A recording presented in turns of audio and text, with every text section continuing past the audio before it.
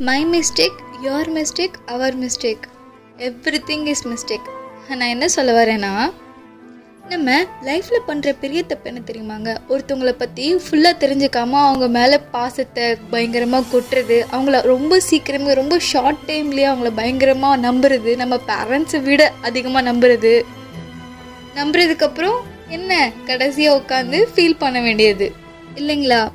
It hurts but it's okay. இதை தப்புன்னு தெரிஞ்சதுக்கப்புறமும் நம்ம திருத்திக்கலனா தான் பெரிய தப்பு இல்லைங்களா? Always be ready to say good bye to anything. So இங்கே எல்லாத்துக்குமே எல்லாரும் ரொம்ப ப்ரிப்பேர்டாக இருக்கணும். அது தப்பு கிடையாது இல்லைங்க. இங்கே நம்ம ஒரு விஷயத்தில் ஃபெயிலியர் ஆகிட்டா அதை நினச்சி ஃபீல் பண்ணக்கூடாது. அதில் என்ன லெசன் இருக்குன்னு நம்ம லேர்ன் பண்ணிக்கணும்.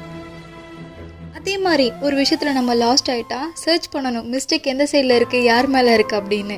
புரிகிற மாதிரி சொல்லணும்னா, if you focus on the hurt you will continue to suffer. அதாவது நீங்கள் உங்கள் ஹர்ட்டிங்லேயே, அதாவது நம்ம கஷ்டப்பட்டுமே அப்படிங்கிறதுலேயே நம்ம யோசிச்சுட்டு இருந்தோம்னா நம்ம லைஃப்பில் சஃபர் ஆகிட்டு தான் இருப்போமே தவிர வேறு அதை பற்றி எதுவும் யோசிக்க மாட்டோம். If you focus on the lesson you will continue to grow. உங்களுக்கு புரியும்னு நினைக்கிறேன். இதை நான் எக்ஸ்பிளைன் பண்ண விரும்பலை.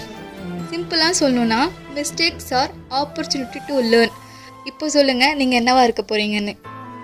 நம்ம லைஃப்பை நம்ம தான் டிசைட் பண்ணணும். மற்றவங்க கிட்ட நம்ம டெசிஷனை, நம்ம மைண்டை கொடுக்கக்கூடாது. கொஞ்சம் திங்க் பண்ணுங்கள், கண்டிப்பாக புரியும்.